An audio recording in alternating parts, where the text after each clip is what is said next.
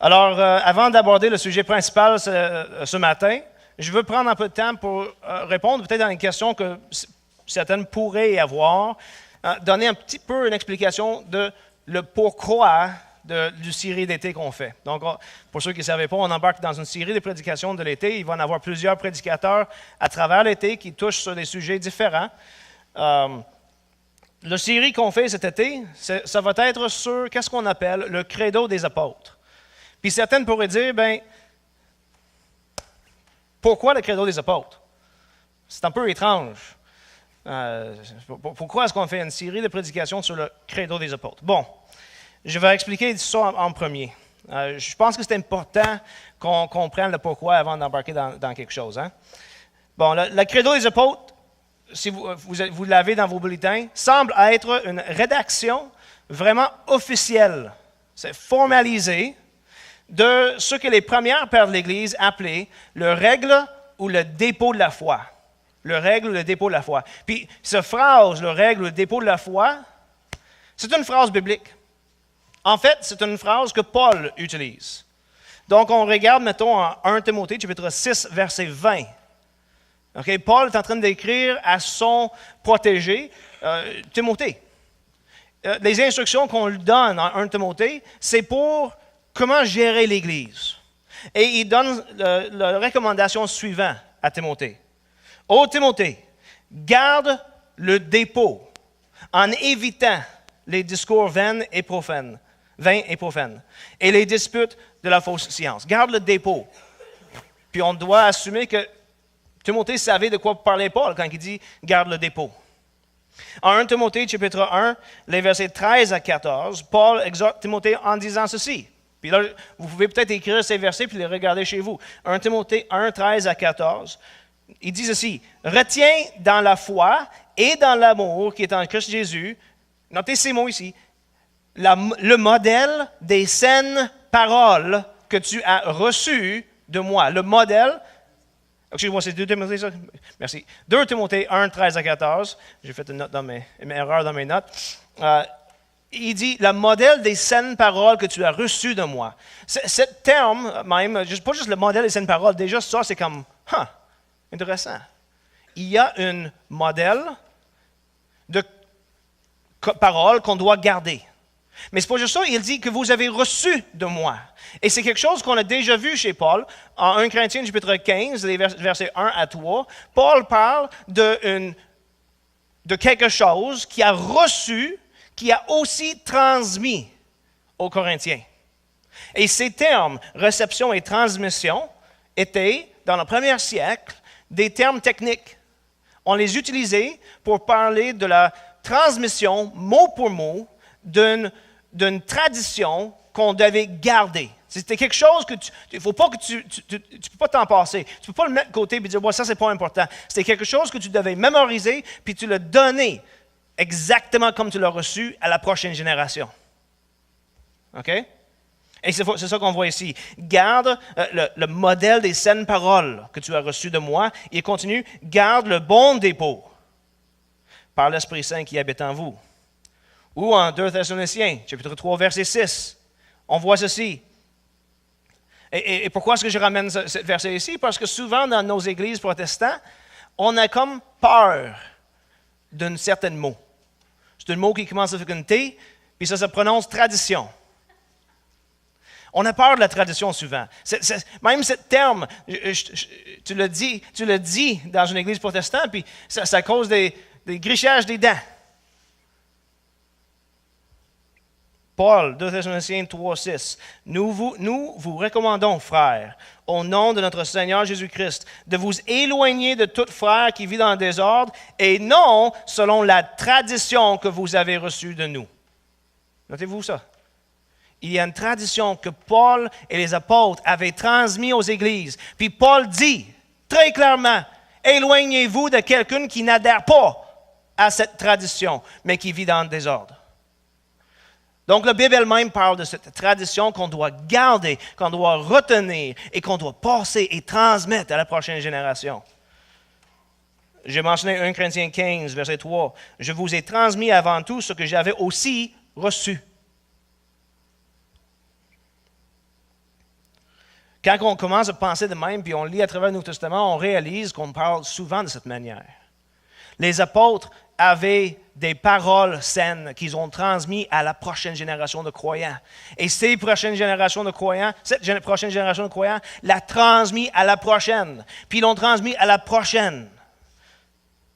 Les pères de l'Église, formés par les disciples eux-mêmes, ont continué cette transmission, à la fois dans les écrits apostoliques que nous avons ici, mais aussi dans quelque chose qui est très intéressant. On le voit quand on lit les premiers écrits des chrétiens.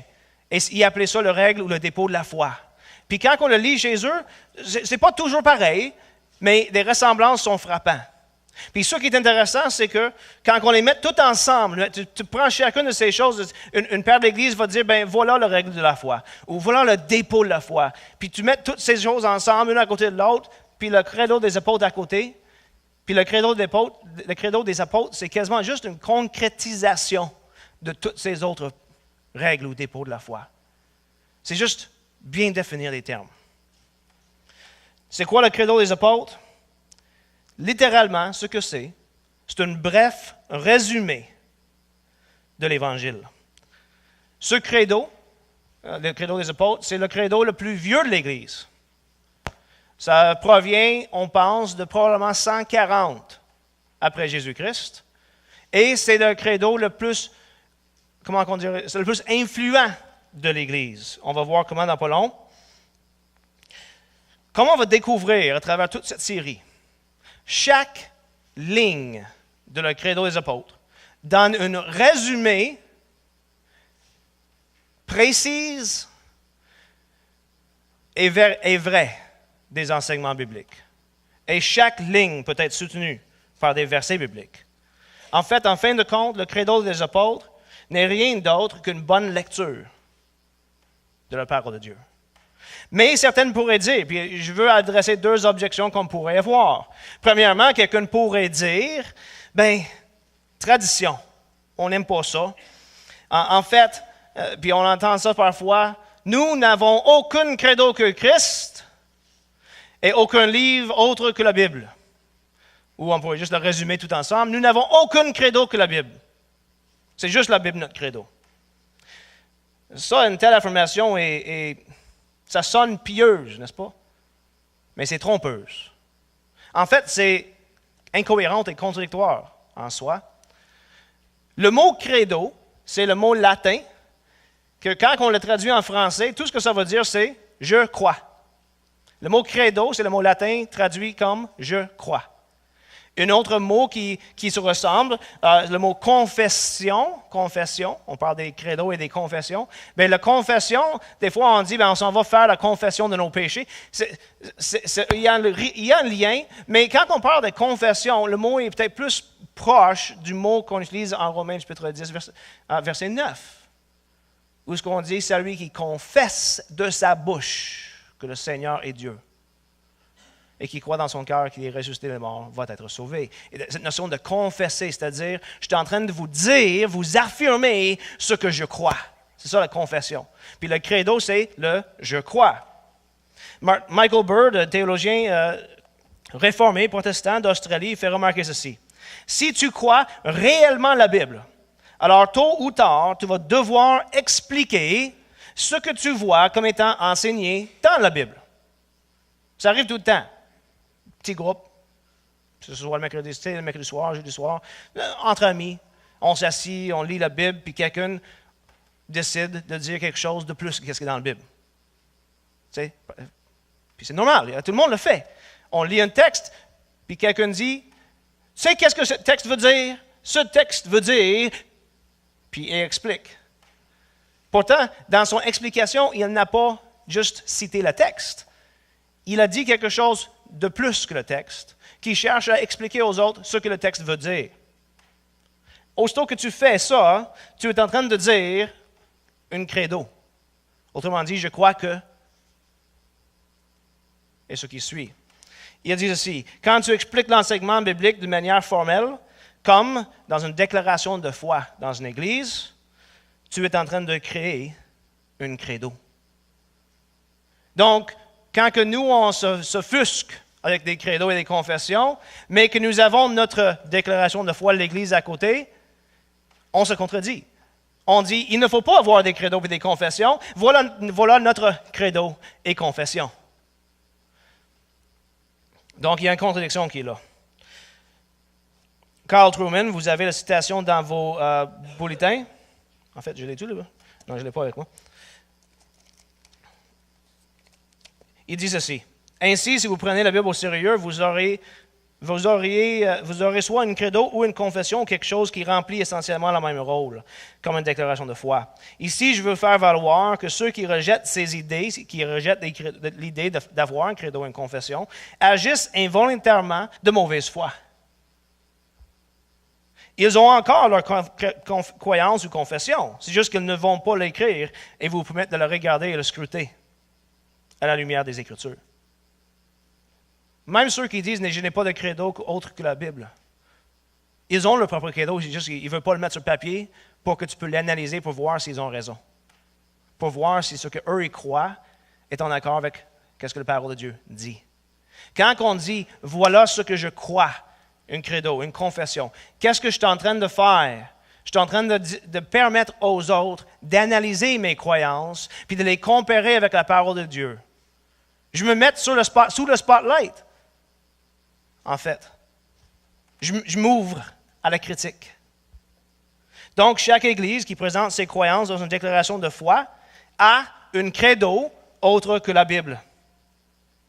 Même celui qui dit « je ne crois pas qu'on devrait avoir autre chose que la Bible comme credo », il a une credo. C'est peut-être petit, c'est peut-être en ligne, mais c'est une credo. Je n'ai aucun autre credo que la Bible. Donc, on ne peut pas, en fait, penser comme chrétien sans avoir des credos et des confessions. Aussitôt qu'on réalise ça, aussitôt qu'on réalise que, OK, finalement, les credos et les confessions, ce n'est pas si mauvais que ça, la prochaine question, ça devrait être ceci. Y en a-t-il des confessions et des credos dans l'Église qui sont peut-être plus étoffés, plus élaborés, même que ceux que moi je pourrais avoir personnellement? Et la réponse à ça, c'est oui. On pourrait en parler de plusieurs, et on peut en parler de 4 credos qui viennent de l'Église primitive. Le credo des apôtres, le credo de Nicée-Constantinople. On peut parler du credo d'Athanase. Le credo d'Athanase, Martin Luther l'a décrit avec les mots suivants. La composition la plus importante et glorieuse à avoir été rédigée depuis le temps des apôtres. C'est quelque chose. Puis, le symbole de Chalcédoine. On peut parler, nous, ici à l'Église, on a aussi ce qu'on appelle la Confession baptiste de Londres 1689, qui est une excellente confession qui explique ce qu'on croit et pourquoi on le croit. Et je vous invite à la lire. Le deuxième problème avec une attitude qui rejette tout credo et confession, c'est qu'en le faisant, on rejette la parole de Dieu. La parole de Dieu inclut en elle-même non seulement les instructions, comme on voit chez Paul envers Timothée, qui dit « garde le bon dépôt », garde le modèle des saines paroles. Non seulement est-ce qu'il y a cette ordonnance de le garder et d'avoir et de rester fidèle à une credo, mais on voit des credos dans la Bible.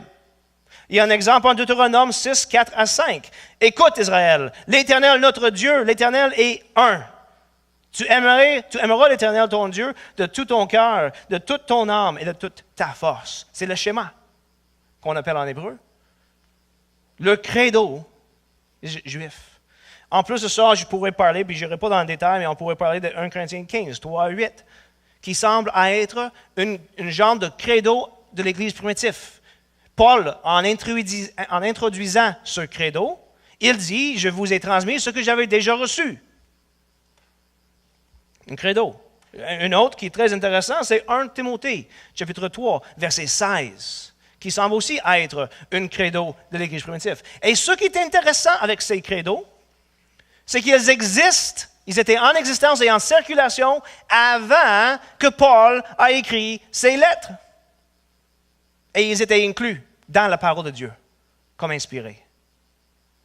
Paul a transmis ce qu'il avait déjà reçu. Il l'a mis dans la parole de Dieu. Et donc, les credos sont non seulement juste une explication de ce qu'on croit, une bonne chose à faire, mais sont bibliques.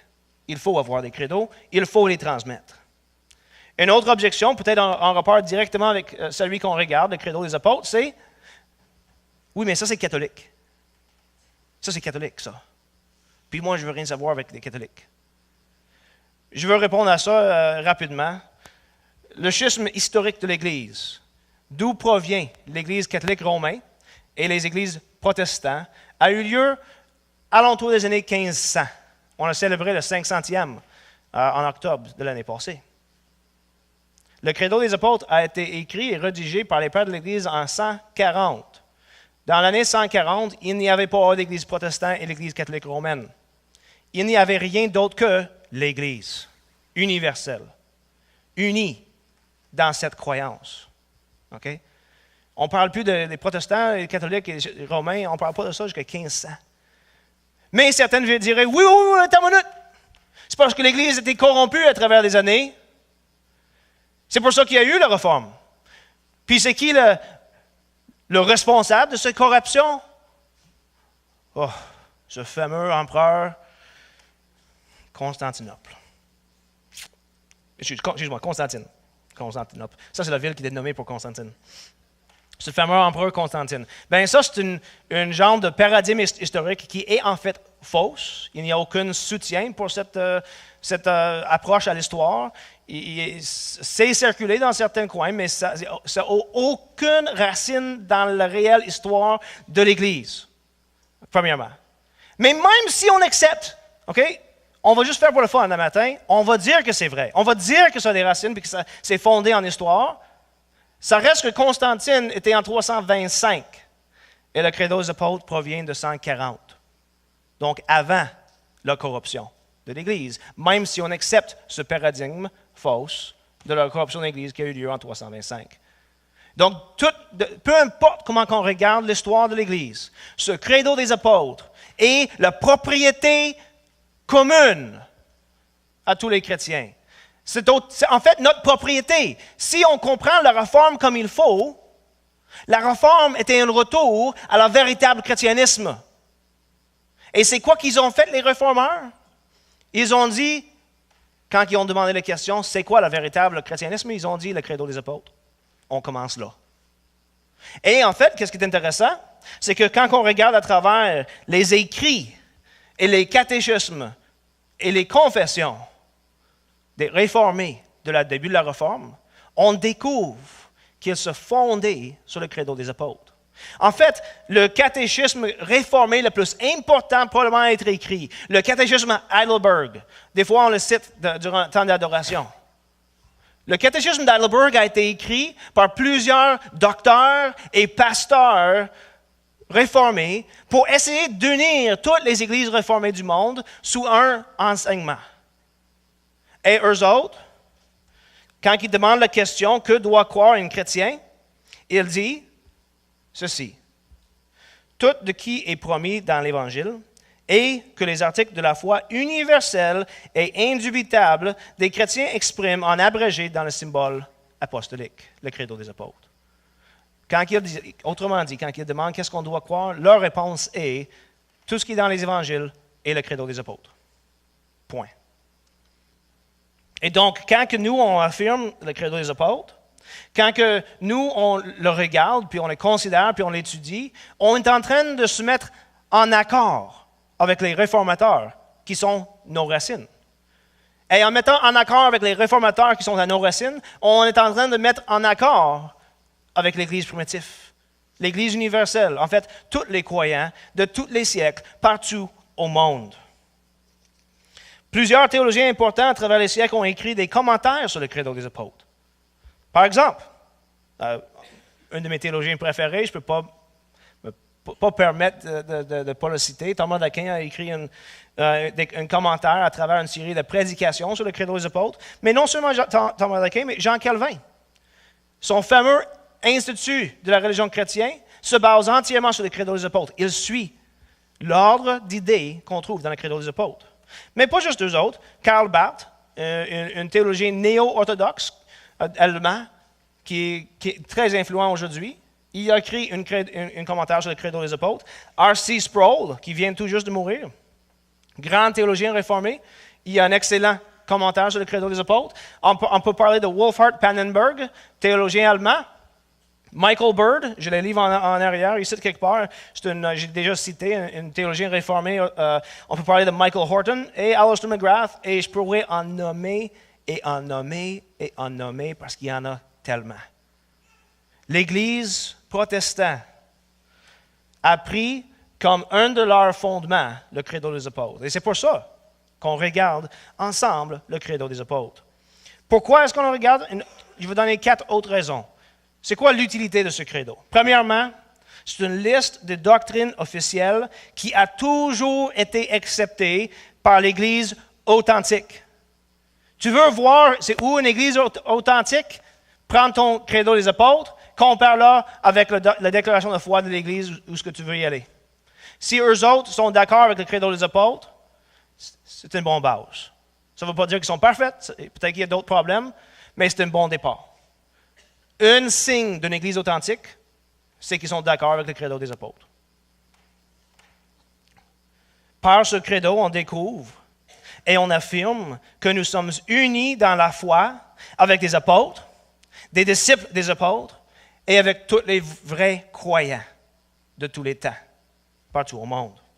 Deuxièmement, le credo des apôtres est utile comme partie intégrale et importante d'une véritable adoration chrétienne. L'adoration chrétienne, on ne réfléchit souvent pas à cet effet, à l'importance de la doctrine dans l'adoration chrétienne. Mais on peut, en regardant la parole de Dieu, réaliser que la véritable louange implique non seulement, par exemple, des chants et des prières, mais ça peut aussi impliquer la lecture de la parole de Dieu et un rappel de ce qu'on croit ensemble. En fait, dans les églises presbytériennes, qui relèvent de Jean Calvin, ainsi que dans les églises luthériennes, qui relèvent de Martin Luther, ainsi que dans les églises anglicaines, où on voit l'influence de plusieurs grands réformateurs. Dans chacune de ces 3 églises, ils citent ensemble, toute l'Église ensemble, le credo des apôtres à quasiment tous les dimanches. Et je vais vous encourager cet été de le mémoriser. Parce que c'est une explication facile, avec des paroles bien pesées de ce que nous croyons. Et on va voir un matin un petit peu qu'est-ce que c'est. Michael Bird il fait remarquer ceci. Si nos cultes d'adoration sont supposés être centrés sur Dieu, répétant l'évangile de Jésus-Christ et célébrant notre unité avec Dieu et l'un avec l'autre, alors les credos sont un outil naturel pour faciliter ce type d'adoration. Troisièmement, les credos nous rappellent de notre unité. Dans l'Église, on peut en avoir tout plein d'idées différentes de comment que les choses devraient être faites, de ce qu'on peut croire, de ce qu'on devrait croire. Le credo, ça nous rappelle où est-ce qu'on est unis. Il peut en avoir des différences secondaires. Sur les credos des apôtres, il n'y a personne qui est en désaccord. Vous voyez ce point-là? Jésus a prié pour l'unité de l'Église. Et la base de l'unité de l'Église, c'est ce qu'on croit. Et ça, on le trouve dans le credo des apôtres. Finalement, les credos sont très utiles dans la formation des disciples, dans les baptêmes. Quand on entend un baptême, c'est intéressant d'entendre d'où vient la personne, ce qui lui a amené à l'Évangile. Mais plus important que ça, on veut savoir qu'est-ce qu'il croit. Et si le baptisé est capable de dire le credo des apôtres et de nous dire qu'il croit le credo des apôtres, alors on sait qu'il croit la même chose que nous. Il est en train de confesser sa foi publiquement. Ça peut être très utile dans les baptêmes. Ça peut être utile dans les classes de nouveaux croyants et dans nos écoles de dimanche. On pourrait prendre le credo des apôtres comme un modèle d'enseignement pour nos jeunes. C'est très simple, comme vous allez voir. Ça nous aide à savoir ce que les chrétiens croient, pourquoi ils le croient et comment exprimer leur croyance. C'est quoi le credo des apôtres? Je vais vous le lire rapidement, on va faire 1 ou 2 commentaires, puis après ça, on va parler du première ligne de le credo des apôtres aujourd'hui. Le credo des apôtres, vous l'avez dans vos bulletins, il dit ceci. « Je crois en Dieu, le Père Tout-Puissant, créateur du ciel et de la terre. Et en Jésus-Christ, son Fils unique, notre Seigneur, qui a été conçu du Saint-Esprit, est né de la Vierge Marie. Il a souffert sous Ponce Pilate. Il a été crucifié, il est mort et a été enseveli. Notez-le bien, chaque mot a de l'importance. Chaque mot est bien pesé. Et c'est très clair qu'est-ce qu'on est en train d'affirmer. Et là, tout d'un coup, on arrive à une phrase. Il est descendu aux enfers. Puis là, je vais vous dire, là, ça c'est comme le ligne dans le credo que quasiment tout le monde dise, « Hein? Ça part à part? » Et drôlement, c'est une ligne qui provient directement des Écritures. Demandez-vous la question. Quand Jésus est mort, il était mort pendant 3 jours. Il a fait quoi pendant ces 3 jours? Es-tu allé dans l'enfer dans le sens de l'Apocalypse, où ce qu'on dit que Dieu prend les temps, 2 choses, je ne me rappelle pas c'est quoi, il les met ensemble dans les temps du feu qu'on appelle l'enfer? Es-tu parti dans ça? Ben non, parce que ce n'est pas encore fait. L'enfer, qu'on peut décrire comme le châtiment éternel de tous ceux qui ont rejeté Dieu et Jésus-Christ, ça n'existe pas encore. Fait que Jésus n'est pas parti en enfer. Mais, es-tu parti au ciel? Tout le monde pourrait dire, ouais, ben c'est sûr, il est parti au ciel. Pourtant, quand il a ressuscité, il a très clairement dit, femme, touche-moi pas, parce que je ne suis pas encore retourné chez mon Père. Attends une minute, le ciel, c'est d'être dans la présence de Dieu. Et en fait, on sait que Jésus n'est pas retourné pour être dans la présence de son Père jusqu'à l'ascension, quand il est monté devant ses disciples et ses apôtres. Donc, il n'est pas retourné au ciel. Donc, il est fait pourquoi pendant 3 jours? Il s'est chillé dans le tombeau? Tu sais, une petite bière, fait un petit barbecue en attendant, la puissance divine, tu sais. Ah, c'est bon. Tu sais. Par rapport, les Écritures nous disent qu'est-ce qu'il a fait. Il est allé annoncer sa victoire aux morts qui lui précédaient. Et Éphésiens nous dit que quand il est monté du tombeau, il a ramené avec lui des captifs puis il a donné des dons à l'Église. C'est ça que dit. C'est tout ce qu'il est en train de dire. Il est allé dans les temps des morts.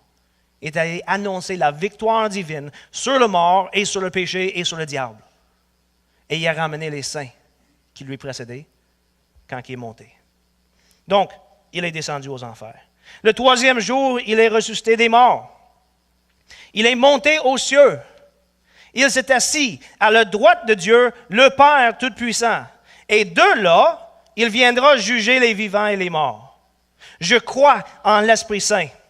Je crois dans la Sainte Église universelle. Et chaque mot là est important. La communion des saints, la rémission des péchés, la résurrection du corps, et la vie éternelle. Amen. Ça, c'est le credo. C'est très simple. Et nous allons avoir une prédication sur chaque ligne de ça cet été. Et vous allez voir, chaque ligne est importante, chaque mot est bien pesé. Et quand on le décortique, on pourrait en fait probablement enseigner un cours sur chaque ligne. Tellement qu'il y a de vérité là. Vous voyez ici un résumé facile à comprendre, facile à mémoriser de l'Évangile qu'il faut croire pour être sauvé. Ce matin, je veux considérer avec vous brièvement la première ligne. Je crois en Dieu, le Père Tout-Puissant, Créateur du ciel et de la terre. Commençons avec les premiers 2 mots. Je crois. La première chose qu'on doit apprendre quand on lit le credo, c'est que il y a une nécessité d'une foi qui est à la fois personnelle et universelle. Ça ne dit pas « nous croyons », comme si on fait genre disparaître dans la foule. Ça dit « je crois ». Et quand on affirme le credo, c'est ça que tu es en train de dire. Tu es en train d'exprimer ta croyance. Ce que tu crois personnellement, et en l'exprimant, tu es en train de dire en même temps que tu la crois avec tous les véritables saints. La première ligne nous démontre l'importance d'une croyance personnelle dans une Église universelle où ce que chacune a cette même croyance personnelle. Credo, je crois. Ces mots sont à la fois une affirmation de ce qu'on croit, du fait qu'on croit, Et c'est une invitation à croire. Paul enseigne très clairement en Hébreux 11, 6, que sans la foi, il est impossible de lui plaire.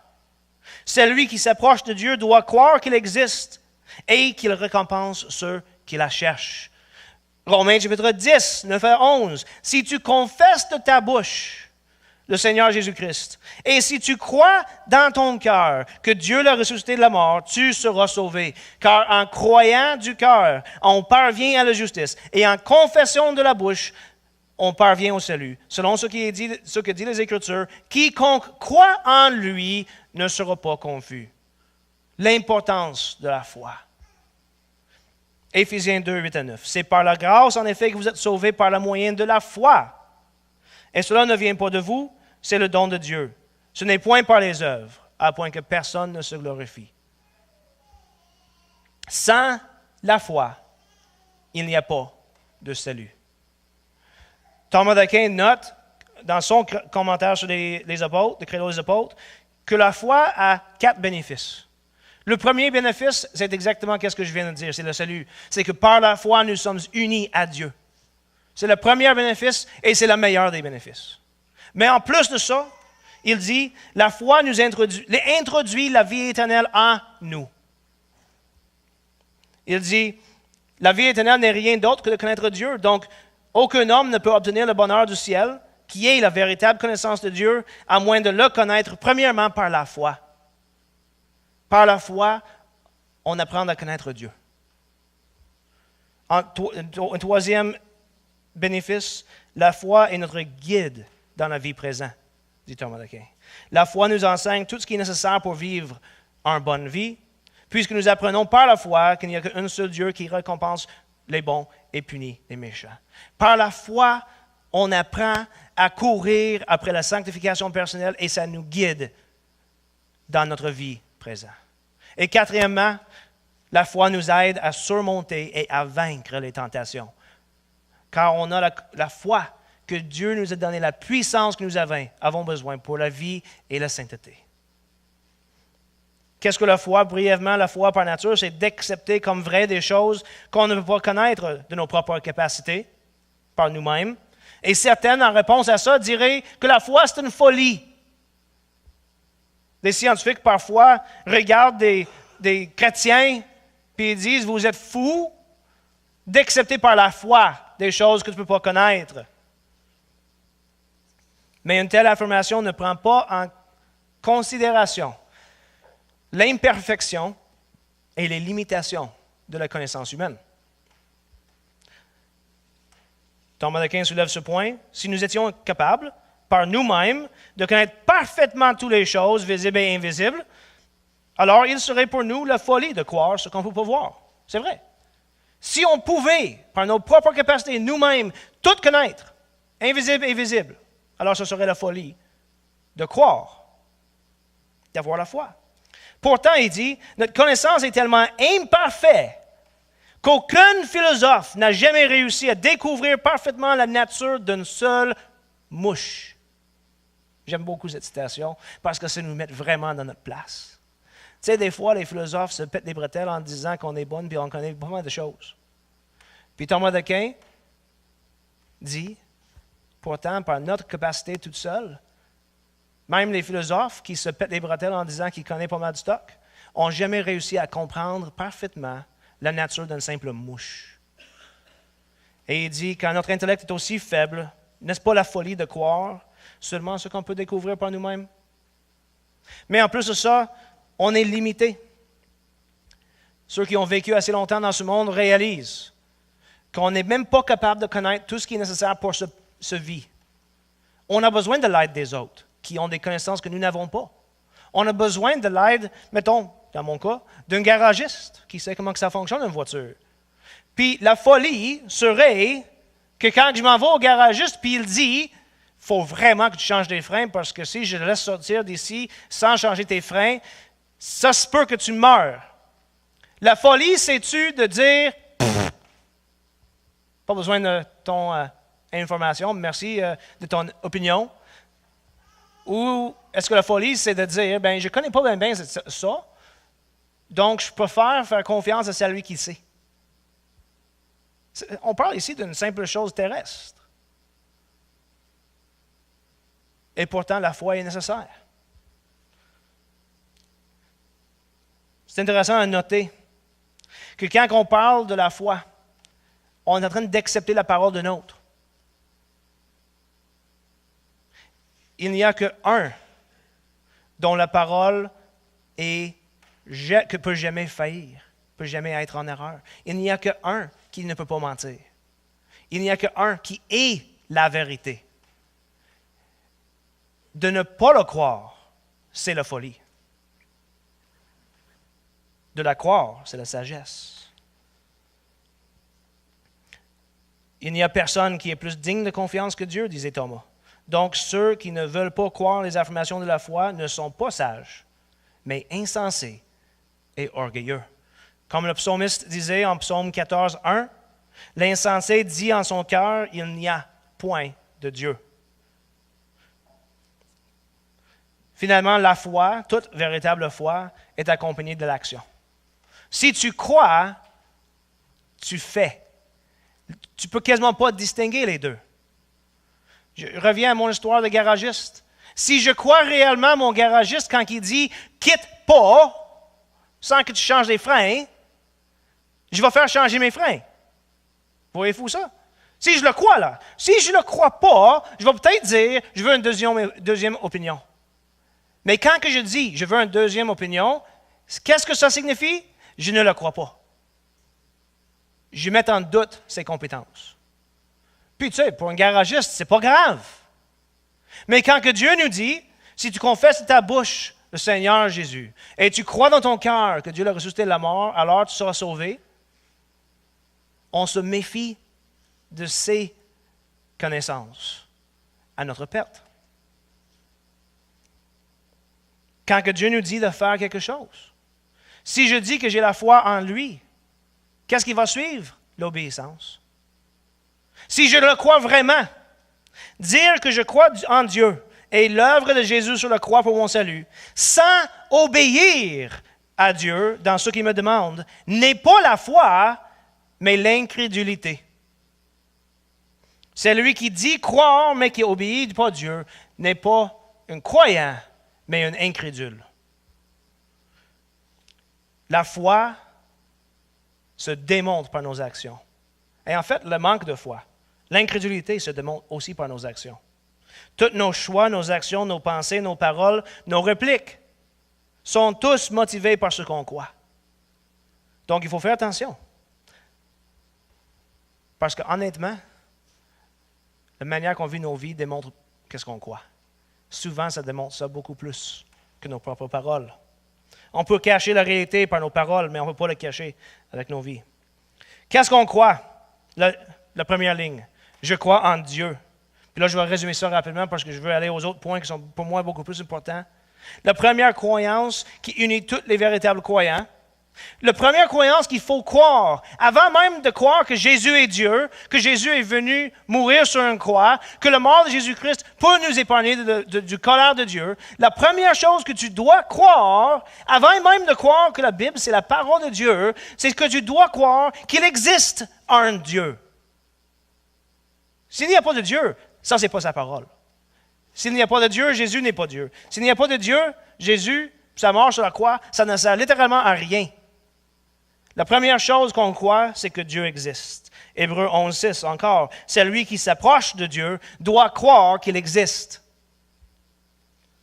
On peut savoir que Dieu existe par des démonstrations philosophiques. Et celui qui a réussi à passer un peu à travers ces démonstrations arrive à la connaissance que Dieu existe.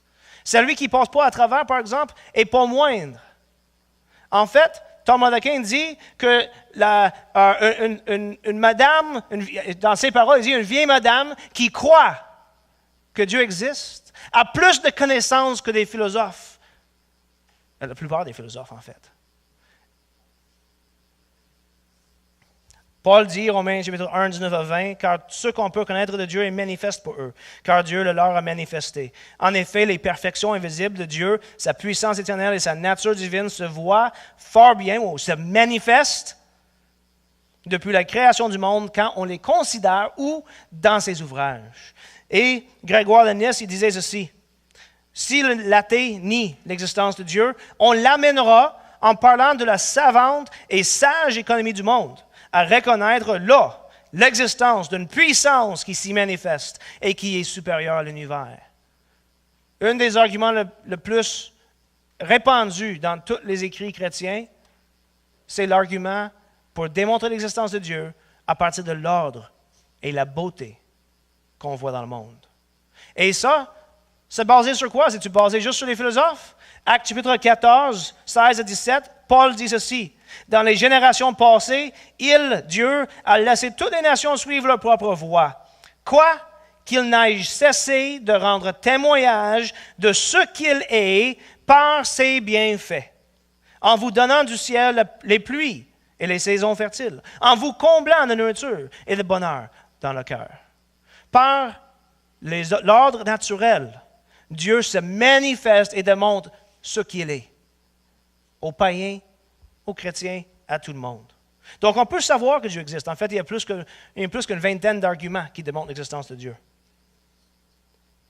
Mais la croyance chrétienne, la foi qui sauve, n'est pas dans l'existence d'un seul Dieu. Ce n'est pas juste le Dieu des philosophes, ce n'est pas moins que le Dieu des philosophes. En fait, c'est plus.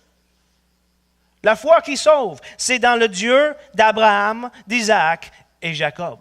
C'est que non seulement est-ce que j'ai démontré qu'il n'y a qu'un seul Dieu qui est créateur de toutes les choses, mais c'est que je crois que ce Dieu, qui est le créateur de toutes les choses, est le Dieu de la Bible. Et ça prend un saut de la foi. Ça, c'est une croyance. Tu ne peux pas la démontrer. Tu dois le croire. Tu dois accepter par foi que ce Dieu qui est démontré par les philosophes est le Dieu d'Abraham, d'Isaac et Jacob, qui s'est manifesté à travers les prophètes, en Jésus-Christ et dans sa parole. De là, tous les croyants disent ensemble, philosophes, scientifiques ou non, je crois en Dieu. Dieu le Père Tout-Puissant. Et je veux noter comment on qualifie ce mot Dieu. On ne dit pas juste « je crois en Dieu Tout-Puissant ». Ce serait vrai, n'est-ce pas? Mais regarde le mot qu'il utilise pour qualifier le mot Dieu. Je crois en Dieu le Père Tout-Puissant. Le Père. On écarte tout de suite toutes les conceptions de Dieu de toutes les autres religions. Notre Dieu n'est pas un Père qui est limité dans sa puissance, comme Zeus ou Odin. Tu sais, dans les mythologies grecques ou mythologies nordiques. Eux autres, ils ont des dieux qu'ils appellent Père, mais eux autres, ces dieux sont limités dans leur puissance. Notre Dieu est un Père tout puissant. Aucune limitation. Notre Dieu est de toute éternité, le Père tout puissant. Il n'est pas un Dieu qui est lointain, qui s'en fout de sa création, parce qu'on l'appelle Père. Ce n'est pas le Dieu des déistes qui a créé le monde puis qui a juste fait « vas-y, go, fais comme tu peux ». C'est un Dieu qu'on décrit comme Père. Michael Bird, il dit ceci, « Il y a aussi quelque chose de particulièrement chrétien dans le fait de prier à Dieu en tant que Père. Dans d'autres religions, appeler Dieu son propre Père serait problématique, sinon impossible. Crier à Dieu en tant que Père serait irrévérencieux pour des Juifs, blasphématoire pour des musulmans et honnêtement bizarre pour les bouddhistes et signifierait quelque chose de complètement différent pour les hindous. Mais nous, on confesse que Dieu est notre Père, tout-puissant. C'est sûr que quelqu'un pourrait soulever la question, comme Pannenberg, il fait remarquer, la désignation de Dieu comme Père n'est-elle pas manifestement le reflet d'une société patriarcale? Au milieu des changements intervenus aujourd'hui dans les conditions de la société, ce terme peut-il encore passer pour l'expression spontanée de notre connaissance de Dieu? En plus, certaines diraient, sur la base des expériences mauvaises, que les pères Tous les pères sont des figures d'autorité et de puissance qui ne sont pas sensibles à nos besoins et qui sont rarement présents dans nos vies. Pour plusieurs, le mot père signifie la colère, non l'amour. L'absence, non la présence. La trahison, non la fidélité. L'abus, non la sécurité et la protection. Et nous, on dit Dieu le Père. N'est-ce pas mauvaise dans notre société d'aujourd'hui? En réponse à ces questions, Pannenberg réplique premièrement, il faut d'abord remarquer que la profession de foi ne fait pas dire tout bonnement que Dieu serait son Père. La première réaction, c'est Dieu, le Père de Jésus-Christ. Mais un peu plus loin, il fait remarquer quelque chose d'encore plus important. Quoi qu'il en soit, le nom de Père donné à Dieu, tel qu'il se présentait dans tout le contexte du message de Jésus, indique tout spécialement la proximité salvatrice de Dieu qui, avant que le jugement arrive, une fois encore, offre par Jésus le salut à tous, et cela sans aucune condition, pour qui s'ouvre au message de la venue prochaine de son règne. C'est pourquoi, dit Pannenberg, le nom du Père, en ce sens, quand on dit « Je crois en Dieu le Père Tout-Puissant », c'est essentiellement lié à la bonté miséricordieuse de Dieu. Le fait qu'il y a des hommes qui ne sont pas des bons pères ne devrait pas être une raison de se méfier de notre Père à tous céleste. Car Dieu n'est pas un père terrestre qui peut nous décevoir, mais le modèle parfait de ce qu'une père est supposée d'être. Ton père est-il colérique, absent? Est-ce qu'il t'a trahi ou abusé même? Ce n'est pas le cas avec notre Père céleste. La réalité est que c'est nous qui l'ont haï, le premier. Il nous aimait. C'est nous qui le repousse. C'est lui qui s'approche de nous. Et nous, on le repousse, on ne veut rien savoir. C'est nous qui veulent vivre sans lui. Dieu, le Père, notre Père céleste, désire une relation d'amour avec sa création. Et nous, on l'a repoussé et on l'a haï. Dans son amour pour nous, lorsque nous étions encore ennemis de lui, il a donné son seul Fils unique, authentique. Pour prendre toutes les conséquences de nos péchés, pour qu'il pourrait adopter ceux qui l'haïssent et faire d'eux autres des fils. Ça, c'est l'amour de Dieu pour nous. Pour ceux d'entre nous qui avaient de mauvais pères, dit Michael Bird, des pères absents ou qui auraient perdu nos pères, Dieu le Père est le seul Père que nous pourrions avoir maintenant. Dieu est le Père des orphelins. Il est le Père de ceux qui n'ont pas de Père. Karl Barth dit, puisqu'on connaît la paternité de Dieu, nous avons par la suite compréhension de ce qu'est la paternité humaine. Je dirais plutôt, ou peut-être ajouter à ça, quand on connaît Dieu comme Père, on comprend ce que ça veut dire, ce qu'on est supposé d'être, les pères humains.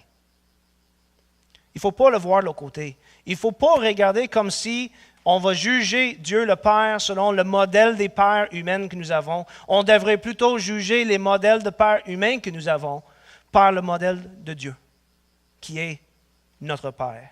Et en plus de ça, quand on croit, quand Dieu devient réellement notre Père, tout d'un coup, on découvre qu'on fait partie d'une grande famille. Nous sommes adoptés dans une famille qui transcend l'espace et le temps. C'est l'Église universelle. Tout d'un coup, nous avons des frères et des sœurs en Jésus-Christ. On fait partie de la famille divine. Chaque chrétien, à travers tout le temps, est ton frère et ta sœur en Jésus-Christ. Et Dieu est notre Père à tout le monde. On fait partie d'une grande famille. C'est sûr qu'il va peut-être avoir des chicanes de famille. Mais, quand on comprend que Dieu est notre Père, à tous, tout d'un coup, ces chicanes, c'est moins important. Hein? tout d'un coup, on veut imiter notre Père et chercher l'unité. Chercher la réconciliation et la paix dans notre famille. Mais Dieu, en plus de ça, est un Père tout-puissant. Il ne manque aucune puissance. Il peut faire tout ce qui peut être fait. Il n'y a rien qui l'empêche de faire ce qu'il veut faire. Ça devrait nous rassurer. Parce qu'en plus de nous aimer, il est capable de faire envers nous, nous donner à nous tout ce que nous avons besoin. Personne ne peut résister à sa volonté. Ça devrait donc nous encourager dans les difficultés et ça devrait nous motiver à la poursuite de la perfection morale. Dieu est un Père tout-puissant. Donc, on peut être encouragé, même quand ça va mal, quand on est persécuté, quand on est triste et déprimé. On peut savoir, comme disait Paul, si Dieu est pour nous, qui sera contre nous? Si notre Père céleste est pour nous, qui pourrait être contre nous? Il est tout-puissant. Personne. C'est la réponse. Nous, on peut cacher en arrière de notre Père. Ça devrait aussi nous motiver à la poursuite de la sanctification personnelle. Car, dit l'auteur des Hébreux 12, 6 à 8, le Seigneur, ce Père tout-puissant, corrige celui qu'il aime et frappez de verge tout fils qu'il agrée. Il dit, supportez la correction. C'est comme des fils que Dieu vous traite. Car quel est le fils que le Père ne corrige pas? Mais si vous êtes exempt de la correction à laquelle tous ont part, alors vous êtes des bâtards et non des fils. Donc, ça devrait nous motiver à la poursuite de la sanctification personnelle, à vivre comme Dieu le veut. Parce qu'on sait que c'est un Dieu, un Père tout-puissant, qui va nous corriger quand on va mal, quand on prend la mauvaise direction. Finalement, je crois en Dieu le Père tout-puissant, le Créateur du ciel et de la terre. Et tu sais, aujourd'hui, là, des gens veulent ridiculiser cette notion de création. Il y a une madame qui a parlé au radio, voilà, à peu près une heure et quelques, où est-ce qu'elle a entendu parler qu'il y a encore une bonne partie de la population au Canada qui croit que Dieu a créé le ciel et la terre. Et sa réaction était, est-ce que notre système d'éducation est tellement pourri qu'il y a encore des personnes aujourd'hui qui croient ça? Franchement, la réaction souvent des gens, c'est de traiter comme idiots et non éduqués ceux qui croient que Dieu a créé le monde.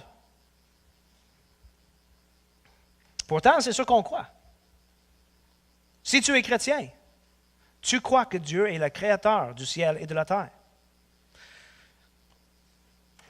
C'est sûr que certaines pourraient dire, il y a différentes interprétations de Genèse 1, ça c'est vrai. Puis à l'intérieur du christianisme, il y a des débats sur comment est-ce qu'on devrait interpréter le premier chapitre de Genèse. Mais plus important que combien de jours, est-ce qu'on parle des jours littéraux, plus important de ça. Le but de Genèse chapitre 1, c'est de nous démontrer que Dieu est souverain, est en contrôle et qu'il n'y a rien qui sort de sa puissance. Tout provient de lui et donc tout est sous son contrôle. Quand nous confessons que Dieu est le créateur du ciel et de la terre, nous disons que Dieu est distinct de la création, que Dieu est souverain sur la création, que Dieu aime sa création, que Dieu se préoccupe de sa création et que Dieu est toujours actif dans sa création. C'est ça qu'on est en train de dire quand on dit « Je crois en Dieu le Père, tout-puissant, créateur du ciel et de la terre. » Puisque tout ceci est vrai, alors il n'y a rien dans l'univers qui est hors de son contrôle.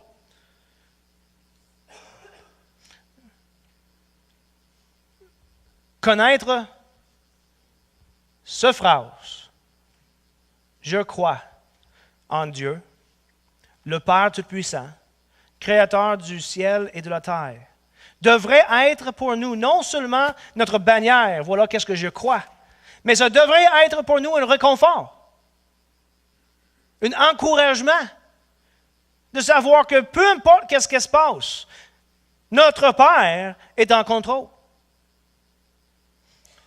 C'est pour ça que je veux terminer avec une petite ligne du catéchisme d'Heidelberg. Dans le catéchisme d'Heidelberg, il demande la question « Que crois-tu en disant Je crois en Dieu, le Père Tout-Puissant, Créateur du ciel et de la terre. La réponse est merveilleuse. J'aurais pu juste vous donner la réponse puis arrêter, mais si je l'ai cité au départ, j'aurais eu rien de plus à dire. Donc, je me suis dit, je vais regarder ça pour la fin. Que le Père éternel, ce que tu crois là quand tu dis ça, c'est ceci. Que le Père éternel de notre Seigneur Jésus-Christ, qui, de rien, a créé le ciel et la terre et tout ce qu'ils contiennent, qui les entretient et les régit encore par son conseil éternel et par sa providence, est aussi mon Père et mon Dieu, par l'amour de son Fils Jésus-Christ. En lui, je me confie, et je suis sûr qu'il me donne tout ce qui est nécessaire à mon corps et mon âme, et qu'il fait tourner à mon bien tout le mal qui m'envoie dans cette vallée de larmes. Notez-le bien.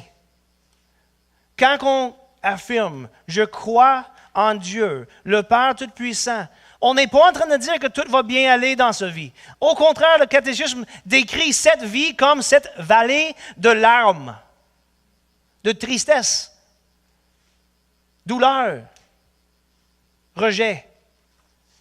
Mais dans tout ça, quand que j'affirme, je crois en Dieu, le Père Tout-Puissant, Créateur du ciel et de la terre, je suis en train de dire que je me confie en lui et je suis sûr qu'il me donne tout ce qui est nécessaire à mon corps et mon âme et qu'il fait tourner à mon bien tout le mal qu'il m'envoie dans cette vallée de larmes. Il peut le faire puisqu'il est un Dieu tout-puissant. Il peut le faire parce qu'il est tout-puissant. Il veut aussi le faire puisqu'il est un Père fidèle. Prions. Puis après, on va prendre le repas du Seigneur. Notre Père qui est dans les cieux, que ton nom soit sanctifié, que ton règne vienne, que ta volonté soit faite sur la terre comme au ciel. Donne-nous aujourd'hui notre pain de ce quotidien. Pardonne-nous nos offenses, comme nous pardonnons aussi à ceux qui nous ont offensés. Et ne nous soumets pas à la tentation, mais délivre-nous du mal. Amen. J'inviterai ceux qui vont passer les aliments du repas du Seigneur de venir en avant. Quand on prend le repas du Seigneur, on est en train d'affirmer publiquement, de démontrer publiquement par nos actions que nous sommes unis, que nous sommes un corps, une famille divin, sous un Père divin. On est en train de dire que ce sacrifice de Jésus-Christ a fait de nous des personnes diverses et différentes, venant de partout. Vous pouvez les distribuer. Il a fait de nous des personnes qui viennent littéralement de partout, qui ont des arrière-plans différents. Il a fait de nous une famille.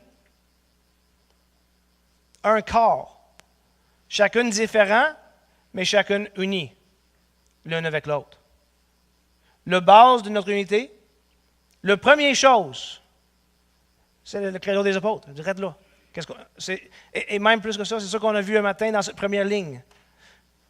C'est notre Père céleste, tout-puissant, qui a tout créé pour sa gloire. Et donc, qui peut, pour nous, il pourvoit pour nous. Il prend soin de nous. Il nous donne tout ce qu'on a besoin. Et là, tu vas dire, oui, mais ça va mal aujourd'hui. Ça va mal hier. Cette année, c'était rough. Je crois en Dieu, le Père Tout-Puissant.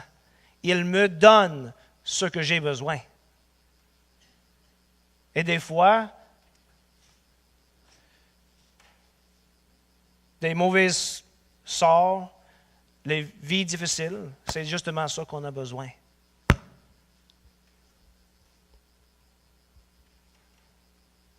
C'est pour ça qu'on peut faire, comme les apôtres nous suggèrent, adorer et remercier Dieu même quand que ça va mal. Même dans la souffrance, on peut avoir la joie. Parce qu'on sait que notre Père céleste nous donne seulement ce qu'on a besoin et il ne nous donne pas plus que ce qu'on est capable de prendre.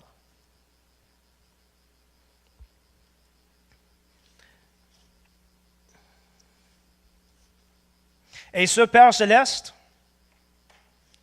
sachant que s'il ne faisait rien, sa famille serait pas mal petite, on pourrait dire ça de même, désirant être uni avec sa création, il a envoyé son seul vrai Fils, uni avec lui depuis l'éternité passée. Ça, c'est juste pour ceux qui ne savent pas, c'est longtemps.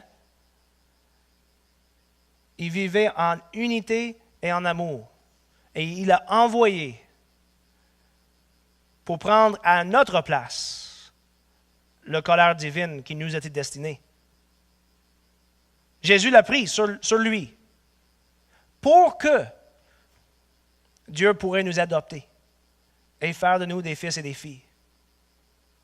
Et quand on prend ce repas du Seigneur, c'est ça qu'on est en train d'annoncer et s'en rappeler. Que la première chose, la chose la plus importante de nos vies, c'est Jésus-Christ. Son mort sur la croix pour nous, pour qu'on puisse faire partie de la famille divine. Et qu'en prenant ce repas,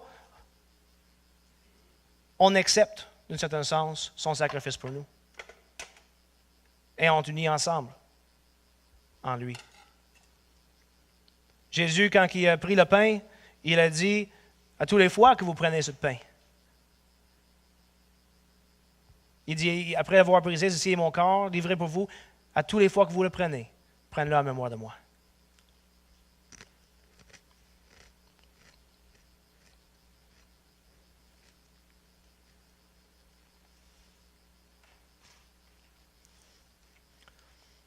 Je voulais faire ça avant, puis j'ai totalement oublié. Là, vous avez toutes vos coupes dans les mains. Ça va peut-être être un peu compliqué. Je crois que c'est des petites coupes. Quand on prend ce coupe, quand on prend ce repas, comme j'ai dit, on est en train d'annoncer publiquement que nous sommes unis, non seulement avec Jésus-Christ, mais l'un à l'autre. Dans certaines églises, ils ont une tradition qu'ils font quand ils prennent le repas du Seigneur. Avant de le reprendre, ils se regardent chacun dans les yeux, puis il dit que la paix de Dieu soit avec toi. Parce que quand je suis en train de prendre le repas du Seigneur, une des choses que je veux faire, c'est de m'assurer que je suis en paix avec chaque membre de l'Église. Je vous invite donc, juste avant de prendre ce coupe, je ne vous invite pas à sortir de vos chaises parce que vous avez déjà vos coupes, mais regardez celui qui est à côté de toi et dire que la paix de Dieu soit avec toi. Regardez-le dans les yeux. Si tu n'es pas capable de le faire, peut-être que tu as un péché à confesser. Honnêtement.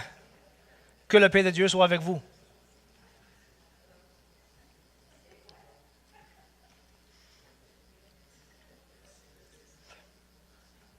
En prenant ce coupe, on peut se regarder comme Église, comme peuple de Dieu, comme famille divine, et dire on vous aime, je t'aime, parce que Dieu m'a aimé le premier. Prenons la coupe ensemble.